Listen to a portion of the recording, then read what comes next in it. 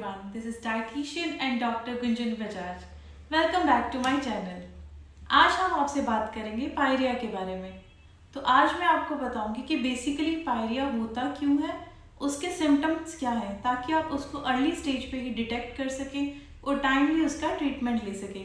Basically pyorrhoea क्या होता है, जब हम डेली कुछ खाते हैं तो एक बहुत माइन्यूट पार्टिकल्स, जो मैंने आपको प्रीवियस वीडियो में भी बताया था कि जिसे हम प्लाक कहते हैं, तो वो हमारे टूथ सरफेस पे डिपॉजिट हो जाते हैं। अगर हम उसको क्लीन ना करें तो वो धीरे धीरे हार्ड हो जाते हैं, जिसे हम कैल्कुलस कहते हैं।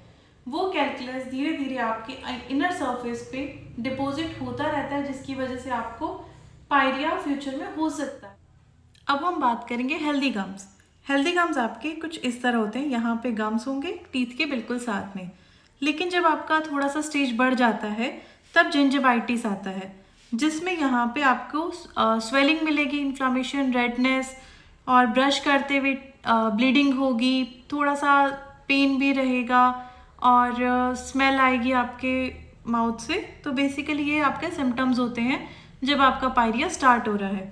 धीरे धीरे अगर आपने इस स्टेज पे भी ट्रीटमेंट नहीं लिया तो फिर वो इस स्टेज पे आ जाता है, जिसे हम पेरियोडोंटाइटिस बोलते हैं।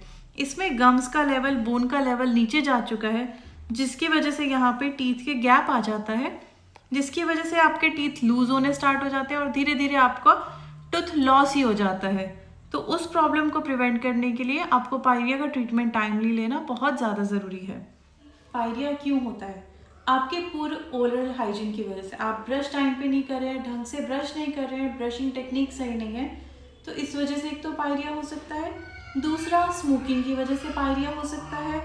और आपकी ओरल जैसे च्यूइंग है, टबैको च्यूइंग, ये सब हैबिट्स होती हैं, इस वजह से हो सकता है।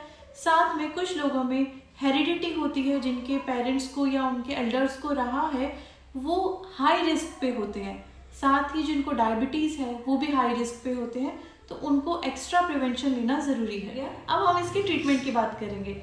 ऐसा नहीं है कि इसका ट्रीटमेंट नहीं है, ट्रीटमेंट है, लेकिन कहते हैं ना, prevention is always better than cure. इसीलिए आप टाइमली स्केलिंग लें। जब भी आप मंथली अपने अंदर चेक करें मिरर में, अगर आपको यहाँ पे थोड़ा सा भी ऐसा लग रहा है कि आपका सब इक्वल हो रहा है, आपको थोड़ा सा भी स्मेल लग रही है, आप हर 6 मंथ्स में स्केलिंग कराएं। एंड सेकेंडली, अपना डेंटिस्ट के पास रेगुलर विजिट रखें, ताकि आपकी अर्ली स्टेज पे ही डिटेक्शन हो पाए और आपका ट्रीटमेंट टाइमली हो सके। लेकिन अगर आप उस स्टेज से बढ़ चुके हैं, आपको हो चुका है जिंजिवाइटिस, आपका स्केलिंग से ठीक हो जाएगा। लेकिन अगर आप पेरियोडोंटाइटिस की स्टेज पे आ चुके हैं तो आपको अलग ट्रीटमेंट लेने पड़ेंगे, जिसको हम सर्जिकल ट्रीटमेंट्स बोलते हैं। उसमें आपका बोन ग्राफ्ट डालेंगे या फिर हम गम्स का ग्राफ्ट डालेंगे, जिसकी वजह से आपका वो रीग्रोथ हो सकती है। लेकिन as I said, prevention is always better than cure. So अपना अर्ली डिटेक्शन रखें, हर 6 मंथ्स में अपना जनरल चेकअप कराएं, डेंटिस्ट के पास अपना ओरल कैविटी का चेकअप कराएं, एंड अपना मेंटेन रखें ओरल हाइजीन को। 2 times brushing and use floss. Floss is best to prevent pyorrhoea. Thank you for watching my video. स्वस्थ रहें, खुश रहें।